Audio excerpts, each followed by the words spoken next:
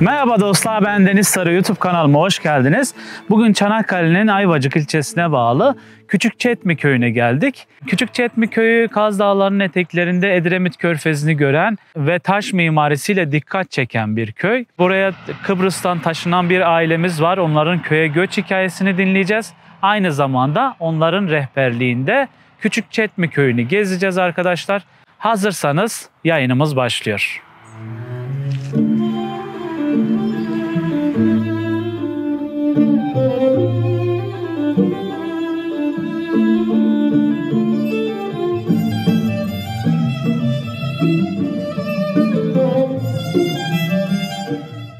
Merhabalar. Oo, merhaba. Hoş geldin Deniz. Hoş bulduk. Hoş geldin. İyi, Hoş bulduk. sen nasılsın? İyiyim, teşekkür ederim. Nasılsın, iyisin? İyi valla. Hazır mısınız? Kolay buldun mu buraları? Buldum. Aracı şurada bıraktım. Tamam, çok Şimdi güzel. hazırsanız hem köyü gezelim hem Evet. sizle sohbet edelim. Tamam. Hadi gel gezelim.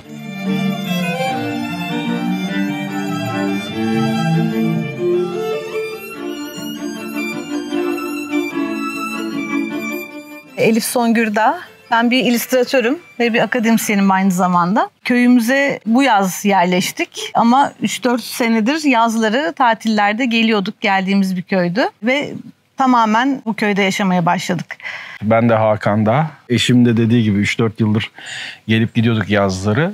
Uzun zamandır yurt dışında yaşıyorduk. Türkiye'ye kesin dönüş yaptık ve artık köyümüzdeyiz. Hem bu taraflara alışmaya çalışıyoruz hem tekrar Türkiye'ye alışmaya çalışıyoruz. Ben de tasarımcıyım.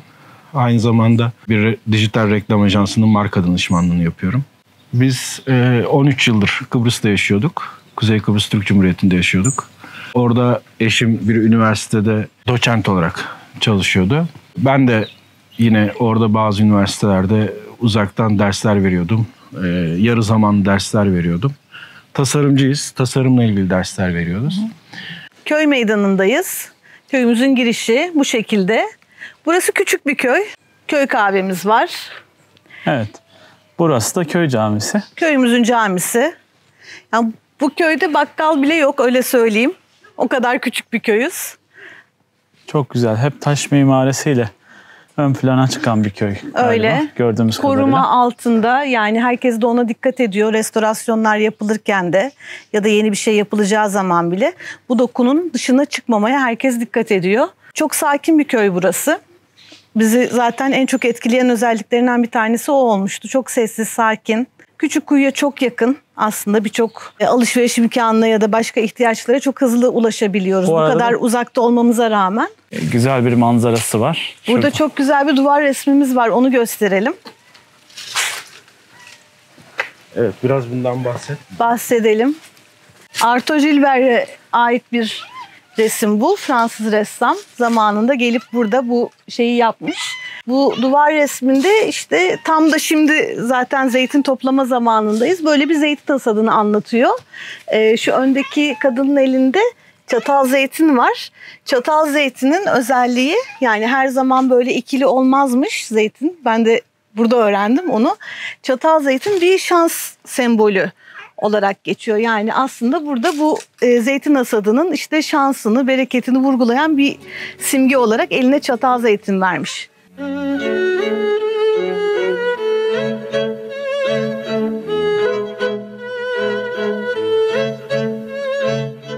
İlk sene siz burayı işletirken biz burada kahvaltı falan yapmıştık. O zaman bir tanışmıştık ama bayağı oldu, onu hatırlamazsınız. Biz de 2 aydır Bir daha da denk gelmedik. akşam zaman köydeyiz. Biliyorum. Babamdan öğreniyorum ben de. Babam hep burada oluyor ya, Evet. tarlaya gitmeden. Deniz Bey geldi bugün. Çekim yapıyoruz beraber, köyümüzü tanıtıyoruz. Sizle de bir röportaj yapabilir miyiz? Tabii. Şöyle mikrofonu vereyim. Tamam. Kendinizi tanıtabilir misiniz? Tabii. Hale Sevinç Sezer ben. Bu köyde yaşıyorum. Hatta bu köyde gelin geldim diyelim İstanbul'dan. Evim şurada. Kaç yıl oldu? Ben Küçükkuyu'ya yerleşeli 2016 yılından beri buradayım. 3-4 yıldır da bu köyde yaşıyorum. Merhaba, ben de Yonca Şentürk. 4 yıl oluyor bu köye geleli. İstanbul'dan geldim ben de. 6-7 ay kadar burada kalıyorum. Diğer zaman havalar biraz böyle soğuduğu zaman da İstanbul'a tekrar gidiyorum. Doğası çok güzel köyümüzün. Etraf çok güzel. Çok severek yaşıyorum bu bölgede. Teşekkür ederiz. Teşekkürler. Biz teşekkür ederiz. Teşekkür ederiz.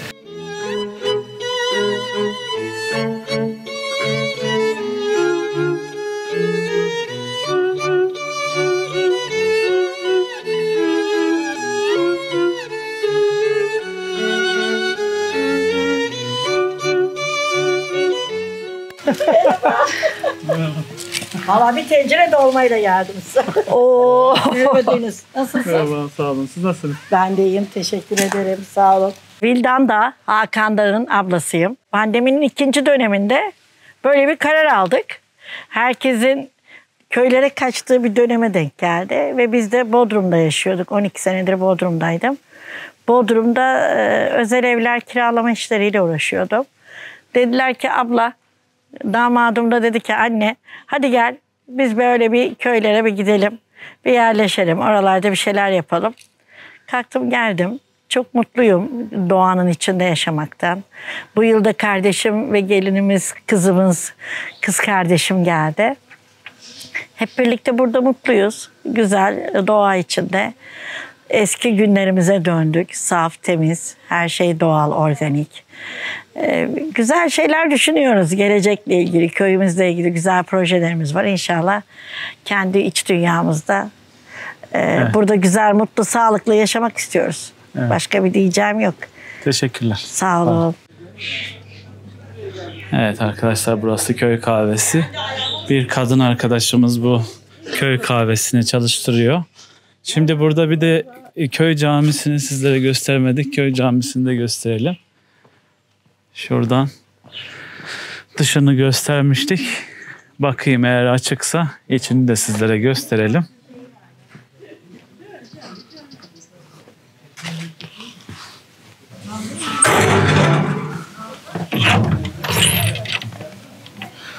Evet arkadaşlar, burası da köyün camisi. Yine tarihi bir cami. Böyle sizlere kısaca içini de göstermiş olduk. Şimdi köy gezimize devam edeceğiz. Köyümüzün kahvesini gördük. Köyümüzün en otantik işlerinden bir tanesi bir Fransız ressama ait tablomuzu gördük. Sana bir de köyümüzün kahvesinin terasından bir vadi manzarası göstermek istiyorum. Kolay gelsin. Şu anda biz büyük bir vadinin içerisindeyiz. Karşı tarafta görmüş olduğunuz köy Yeşilyurt Köyü. Kaz Dağları'ndayız. Hemen karşımız Edremit Körfezi. Bunun dışında köyün yapısı vadiye doğrudur. Ve arka tarafımız zaten ormanlık bir alan. Çetlibaşı köyümüz var. Köyümüze bağlı bir mahalle. Köyün zaten alameti farikalarından bir tanesi. Bu taş yapıyı da koruyarak biz devam ediyoruz. Köyde yeni inşaatlar yapıldığı zaman da bu taş dokusu muhakkak kullanılıyor. Yani burada bir yeni yapı yapılınca taş ev yapılması Evet. zorunlu mu? Zorunlu. Mesela şu anda aşağıda bir yeni yapılan bir yapı var. Gördüğünüz gibi orada da yine taş dokusunu korumaya çalıştılar. Veya şu aşağıda gördüğünüz bir iki tane daha evimiz yeni yapılmıştır. Onlarda da yine bu taş dokusunu. Kaç hane var şu anda köyde? Köyde şu anda 70 hane var. Ortalama 100 civarında insan yaşıyor. Ama çoğunluk düzenli olarak yaşayan insan sayımız az. Ama son yıllarda köye göç, senin de videolarında oldukça bahsettiğin gibi köye göç süreciyle birlikte 365 gün yaşayan insanların sayısı da artmaya başladı.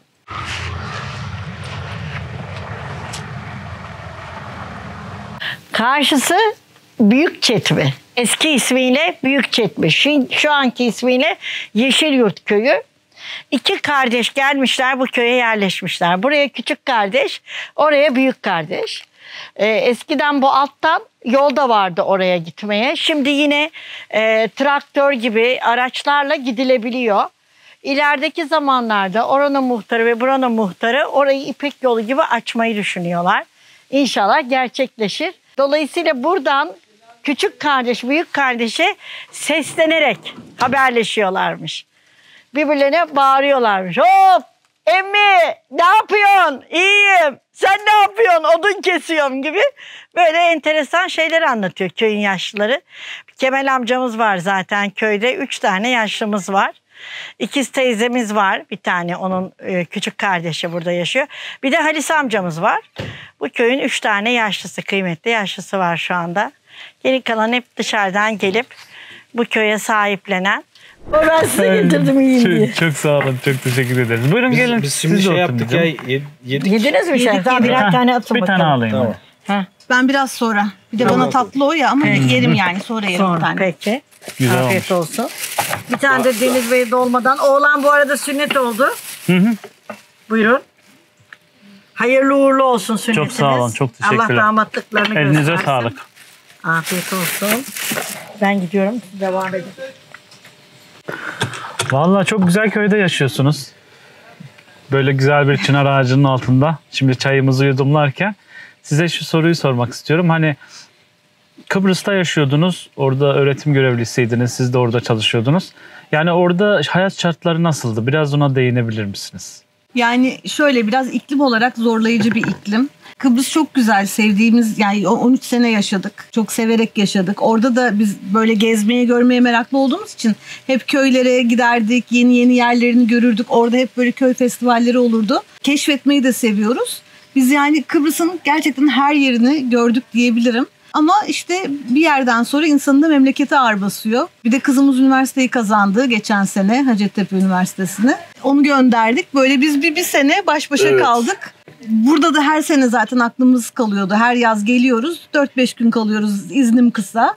Hep böyle gözümüz arkada kalarak gidiyorduk Kıbrıs'ta son birkaç senedir. Ve en son sene yani geçen sene bu fikir iyice olgunlaştı bizim kafamızda. Evet. Hatta buranın kışını görmek için kışın geldik kaldık. Baharında geldik kaldık. Hani olur mu olmaz mı? Burada bütün bir sene yaşanabilir mi? Sonuçta köyde yaşamamışız hiç. Bizim hiç köyle öyle bir şeyimiz yok. Yani benim ailemin de öyle bir köyü yoktu. Yazın köye gidilme diye bir şey yoktu bizde. Biz İstanbul'da işte. Hani eşimin de öyle. Yani öyle bizim bir köy hayatıyla ilgili bilgimiz de yok, tecrübemiz de yok. Kıbrıs'ta toplamda kaç yıl geçirdiniz? 13 yıl kaldık. Ve yani hani orası da bir noktadan sonra artık hani her şey birbirini tekrarlamaya başlıyor. Yani kısıtlı bir bölge. Öyle olunca gelme kararı aldık. Bir de zaten son bir yıldır ben Türkiye'de çalışıyorum. 2023'ün Eylül'ünden itibaren. Türkiye'de işte bir dijital reklam ajansının marka danışmanlığını yürütüyordum. İşlerimiz burada. Tabii hani üniversitede de eğitim veriyordu eşim de. Ama tabii bir taraftan da şu da aslında bizi cezbeden noktalardan bir tanesi oldu. Daha cezbeden değil de aklımızı çelen noktalardan bir tanesi oldu. Biliyorsunuz 2020'de bir pandemi yaşadık. Bütün dünya yaşadık bunu. Bir ada ülkesinde yaşıyor olmanın en büyük handikaplarından bir tanesi tamamen kısıtlanmış hissetmek kendinizi. Ve neredeyse biz 2020'den beridir hep o pandemide hiçbir şey yapamamak, o adanın dışına çıkamamak. Tabii aklınız ailenizde kalıyor, insanlarda kalıyor. Ve o psikoloji aslında bizi biraz da bugünlere itti.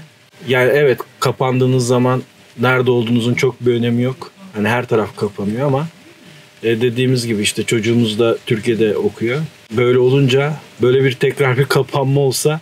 Tamamen oradaki bağları kopardınız mı yoksa? Kıbrıs'ta mı? Kıbrıs'ta. Tabii Kıbrıs'ta şu anda hiçbir bağımız kalmadı. Evet. Tamamen koparttık. Ya ben zaten senin en baştan beri, ilk videolarından beridir izliyorum. Genelde 3 yıl, 4 yıldır köylerde yaşayan insanlarla görüşüyorsun. Herhalde en yeni görüştüğün insan biz olacağız. Yaklaşık işte 2 aydır. Değil mi? 2,5 aydır. Ağustos'un ilk haftası geldik. Evet. Ağustos'un ilk haftası geldik. Siz aslında bizim için bir deneysiniz şu anda. Evet. Neden? Çünkü şu anda yeni geldiniz. Belki 2 yıl sonra tekrar sizinle bir görüşmeyi 2 gerçekleştireceğiz. yıl sonra bir daha bakarsın. Bakarsın ya burada mı oluruz, başka bir yerde mi oluruz? Aynı noktada mıyız? Aynen. Yine evden işlere devam ediyorsunuz. Tabii. Yani hiç fark etmiyor. Sonuçta işte 3 hafta önce İstanbul'daydık. 2 hafta önce Bursa'daydık. Dolayısıyla da yani hani bir ay içerisinde biz sürekli bir yerlerdeyiz. Hiç fark etmiyor. Yani gün içerisinde arabayla bile giderken bir benzin istasyonundaki 10 dakikalık molada bile çalışma şansımız var. Bir tane laptopumuz olduğu sürece Bu Her şeyi pandemi yapabiliyorsunuz. biraz da uzaktan çalışmayı teşvik etti. Şimdi de uzaktan çalışılabiliyor. Yani bir köyde Değil mi? internetiniz varsa, işte o altyapı varsa uzaktan da bir şeyleri yapabiliyorsunuz değil mi? Şimdi şu anda zaten mesela tartışma konularından bir tanesi bu. Bir dönem bu özendirildi. Şimdi bir de tekrar acaba ofislere tekrar geri dönülsün mü tartışmaları da yürütülüyor bir taraftan ama çok ünlü bir marka, söylemeyeyim şimdi ismini, pandemi zamanında dünya genelindeki operasyon merkezlerinin %80'ini kapattı. Ve insanlara dedi ki ben size birer tane telefon veriyorum, internetinizi veriyorum, işte laptoplarınızı veriyorum ve herkes kendi evinden çalışsın dedi. Bir yılın sonunda yapmış oldukları bir analiz var. Şirketin gelirleri artıyor. Aslında şirketin gelirlerinin artması giderlerinin azalmasıyla alakalı. Çünkü bir ofis ortamında çalıştığınız zaman o ofisin giderleri vesairesi falan hiç azımsanmayacak rakamlar. Dolayısıyla da diyor ki ya evet böyle de olabilir. Yani giderlerimin azaldığı bir noktada ben böyle de çalışabilirim. Ve bunun üzerinde de operasyonlarını şu anda dünya genelinde hala evden yürütüyor insanlar. Bizim gibi reklam sektöründe olan insanlar da zaten hani nerede olduğunuzun çok bir önemi yok. Fiziki olarak yapmamız gereken işler varsa zaten orada gidiyoruz. Yani bir de bulunduğumuz bölgenin en büyük özelliklerinden bir tanesi işte Türkiye'nin iş merkezlerine çok yakınız. Hayatın aktığı İstanbul'a çok yakınız. Yani köy ama o köy olması buranın böyle ücra çok uzak ve işte iletişimsiz bir yer olduğu anlamına gelmiyor. Şuradan indiğiniz zaman özellikle şimdi Çanakkale tüneli de açıldıktan sonra o kadar kısa bir sürede gidebiliyorsunuz ki yani o yolu çok kısalttı mesela. Zaten ben yol yapmasını seven bir adamım. Yani şu 2 ayda biz 7000'in üzerinde kilometre yol yapmışız. Yani bir taraftan zaten yerimizde durmuyoruz. Daha etrafımızı keşfediyoruz. Daha güneyde olsaydık belki o kadar İstanbul'la yani iş yaptığımız yerlerle iletişimimiz o kadar kolay olmayabilirdi ama bizim bölge olarak burada olmamızın çok büyük avantajı var şu an bizim için. Yani bizim sosyal medyalarımızda konum bilgisi İstanbul yazıyor mesela. Çünkü iş yerlerimiz İstanbul'da. Ben İstanbul'daki bir üniversitede part-time çalışıyorum. Uzaktan ders veriyorum. İşte pandeminin faydalarından bize kazandırdığı şeylerden bir tanesi. Benim haftada 3 tane dersim var. Uzaktan yapıyorum ama gerektiği zaman da gidebilirim üniversiteye. Yani dolayısıyla bizim için bu konum bir konum. Avantajlı bir konum aslında. Evet. Köyümüzün demin Elif'in de söylediği gibi her tarafı yokuşludur. İniş çıkışlarımız çok ve köyümüzün her yerinden çeşmemiz vardır. Bu sürekli çeşmelerin akması beni en çok etkileyen şeylerden bir tanesi. Bu dağdan doğal kaynak suyu geliyor ve çok şifalı bir su bu. Tertemiz yani gelip buradan doldurup içebiliyoruz. Başka yerlerden Küçükkuyu'dan da gelip su dolduruyorlar çeşmelerden. Bu sularımız sürekli akar bu şekilde. Bu köy Oğuzların Çepni boyu tarafından kurulmuş. Aslında Çepnibaşı ama yani küçük Çetmi olmuş sonradan. Çetmi olmuş. Çeplilerin kurduğu bir köy. Bir baba ve 2 oğlu 3 tane köyü kuruyor. Bir tanesi bu. Az önce ablamın dediği gibi bir tanesi Yeşilyurt, bir tanesi de Çetmibaşı.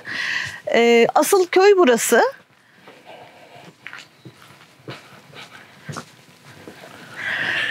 Tabii burada Türkler ve Rumlar birlikte yaşamışlar bir dönem. Köy kurulduktan sonra. Daha sonra tabii mübadele olduktan sonra buraya Girit'ten ve Midilli'den Türkler getirilmiş. Rumlar gittikten sonra. Yani hem Rum evleri hem Türk evleri burada var. Burada yıkılmış çok eski bir kilise ve bir ruhban okulu da varmış ama şimdi yok tabii. Yani böyle birlikte yaşanmış bir köy. Zeytincilikle insanlar geçiniyorlar ağırlıklı olarak. Köyün kendi zeytinlikleri de var. Buradaki köyde yaşayan insanların zeytinlikleri de var. Şu anda zaten zeytin toplama dönemi. Evet, bu biraz tabii bakımsız. İnşallah yakın bir zamanda buraları daha güzel hale getireceğiz. Bunlar kurucu dedeler diyebiliyoruz biz de bizim bildiğimiz. 2 tane böyle köyümüzün kurucuları. Böyle 2 tane türbe mi diyelim işte 2 tane taş mezar. Evet. Mezar.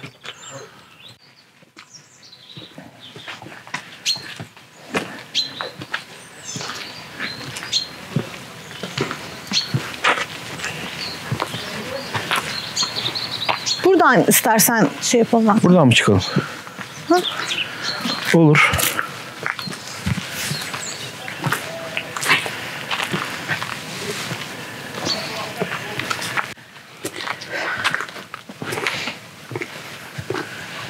Evet, burası bizim için gayet sabahları bu bölgede yürüyüş yapıyoruz köyümüzün içerisinde. Evet, düz alanda yürümekten daha faydalı olduğunu ve biliyoruz.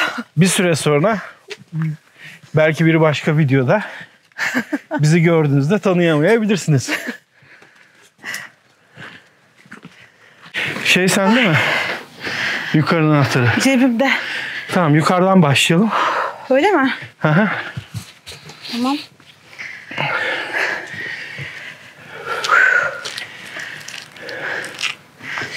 Nefesim çıktı. Evet.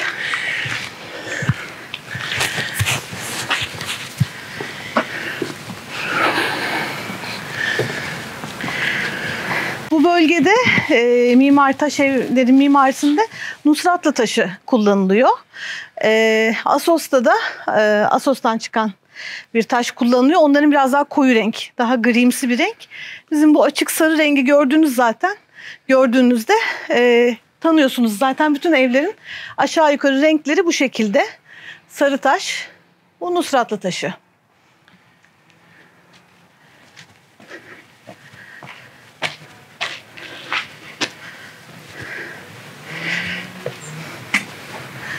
Acaba volkanik bir taş mı ya bu da yoksa kaya mı? Kaya, çünkü kaya bölgesi. Değil mi? Yani bak yontularak. Evet. Yani bir sarımsak taşı gibi değil mesela. Ayvalık'ta da sarımsak taşındandır ya. Pembemsi taş. Öyle değil. O daha gözenekli bir. Çünkü bulunduğumuz köy zaten büyük bir kayanın üzerinde. Evet. Çok büyük bir kayanın üzerinde olduğu için mesela anlatılanlardan bir tanesi Ayvacık depremi olduğu dönemde bu köy hissetmemiş mesela. Daha az hissetmiş. Evet. Çünkü çok büyük bir kayanın üzerine kurulu bir köy.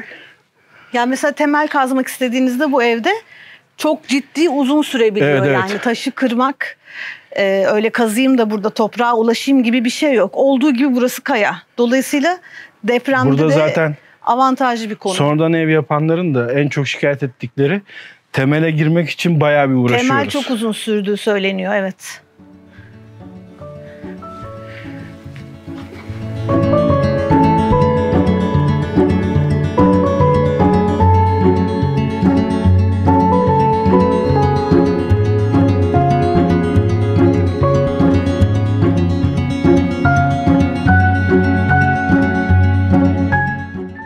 Şimdi tekrar önce bir evin üst katından başlayalım. Bir gezdirelim, evet.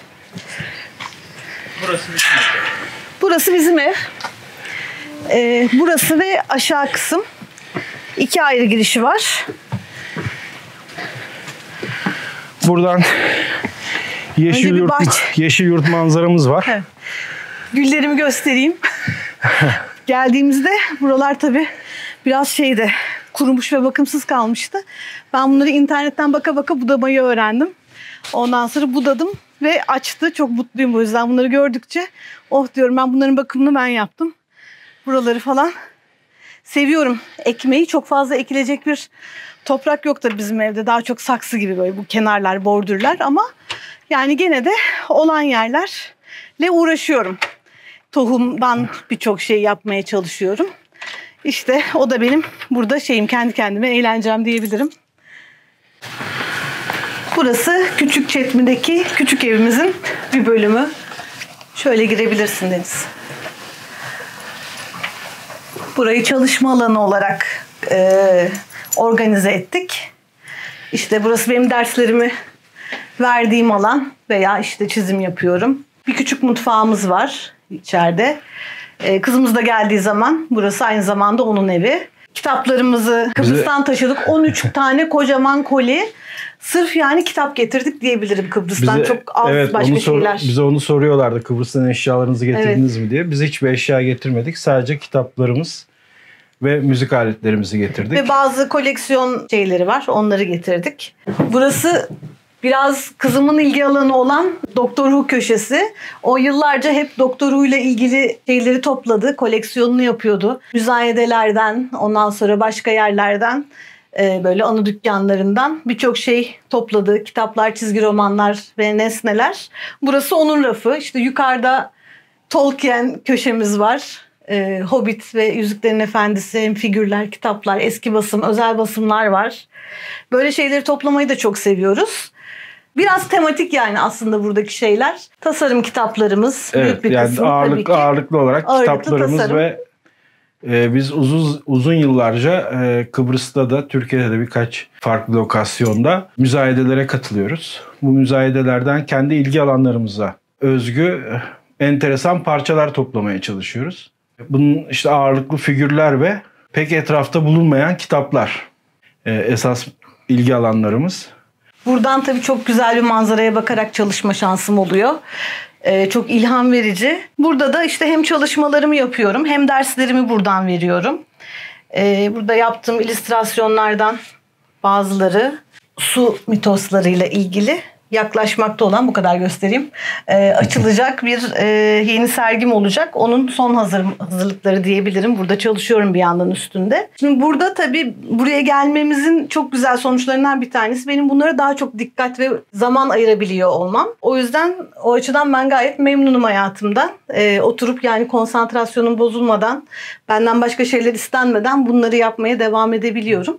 Onun dışında da işte az önce de bahsettiğim gibi İstanbul'da bir üniversiteyle uzaktan ders veriyorum part-time olarak. Derslerimi de gene burada yapıyorum öğrencilerimle online. İşte pandeminin bize aslında getirdiği, olumsuz bir şey de olsa olumlu sonuçlarından bir tanesi bu. Böyle bir uzaktan ders verebilme şansı. Evet, burası da alt kat. Daha çok yani yemeğimizi yediğimiz, uyuduğumuz ve dinlendiğimiz alan. Üst kata da daha çok çalışma alanı olarak organize ettik. Buyurun. Kedilerimizle birlikte geldik Kıbrıs'tan. 2 tane kedimiz var. Biri bu. Bu anne, bir de bunun yavrusu var. Evet, burası alt kat. Alt kat bahçemiz. Burada daha çok kahve köşemiz bizim. Kahve içtiğimiz alan olarak değerlendiriyoruz. Bu bölgede senin videolarını izleyince hep şu soru vardı kafamızda. Ya insanların en çok şikayet ettiği, işte usta arıyorsun bulamıyorsun veya işte usta geliyor bir şeyler yapmaya çalışıyor. Burada biz de artık bir şeyleri yapmaya başladık. Kendi kendimize öğreniyoruz değil mi bazı şeyleri? Evet. Ki hani yıllardır Kıbrıs'ta da hemen hemen hiç kendimiz bir şey yapmıyorduk. Çünkü bir şey istediğiniz zaman o usta geliyordu veya işte bizim üniversitenin kendi çalışanları var, görevlisi yapıyordu. Burada artık kendimiz biraz kotarmaya çalışıyoruz bazı şeyleri. Tabii tadilatlarını da yaptık bu bölgenin. Evin hem dışarıdan hem içeriden daha yaşanabilir bir hale dönüştürdük. Buyurun. Evet, içeriye şöyle buyurun. Girebiliriz. Evet. Işığı yakayım, biraz akşam oldu. Evet. Burası yine aynı şekilde alanı. Şöminelerimiz çok güzel bir şekilde çalışır. Yani şimdilik bize yeten bir ortamımız var. Burada yine evde tabii içeride de taş dokusunu görüyorsunuz. Aynı şekilde üst katta ve alt katta mutfağımız kurulu bir vaziyette çalışır durumdadır. Bunun dışında burada sana gösterebileceğim benim kendi koleksiyon bölümüm var. Ben daha çok şöyle gösterebilirim ilgilenenler olursa. Bu mesela biraz daha yeni bir ürün ama genelde topladığım 2. Dünya Savaşı'nın dönemine ait oyuncaklar topluyorum. Bulabildiklerim bazıları. Onlar Elif'in koleksiyonları yine. Bu tarz işte şeyler bulmaya çalışıyoruz. Buraya geldiğimizde aslında benim evle ilgili hep hayal ettiğim şey, yani biz burada ilk defa kendi evimizde oturuyoruz. Hep daha önce ya lojmanda oturduk ya kirada oturduk. İlk defa böyle bir yer olsun ve burası bir üs gibi olsun ve içinde herkesten, her yerden bir şeyler olsun. Aslında hayal ettiğimiz şey oydu. Dolayısıyla burada var olan her şey bize hep birilerinden, işte annelerimizden, babalarımızdan, arkadaşlarımızdan hatıra olmuş olan, bizim için değerli olan şeyler. Yani o yüzden nasıl diyeyim, yani burası aslında bir şey gibi, bir üs gibi, bir yuva şeyini tamamlamak için bunlarla zenginleşen bir mekan aslında. Mesela bakın bu benim tohum tencerem. Bu çok sıcak. Kayınvalidemin şeyi. Bunların içinde hep benim kendim topladığım, etiketlendirdiğim, şimdi tabii havlulara sarılı.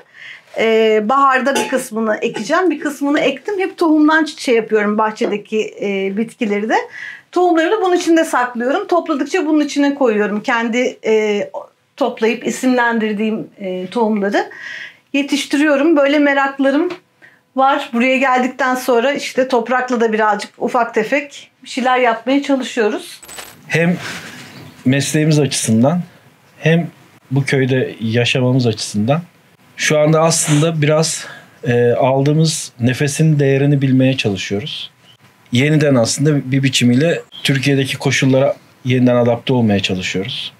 Biraz daha zamanı kendimiz yönettiğimiz bir ortamdayız şu anda.